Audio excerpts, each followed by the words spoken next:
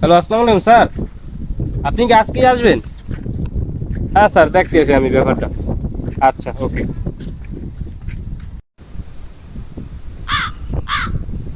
আজকে স্যারে তো আইবে, কি করি এখন? পোলাপান না স্কুলে।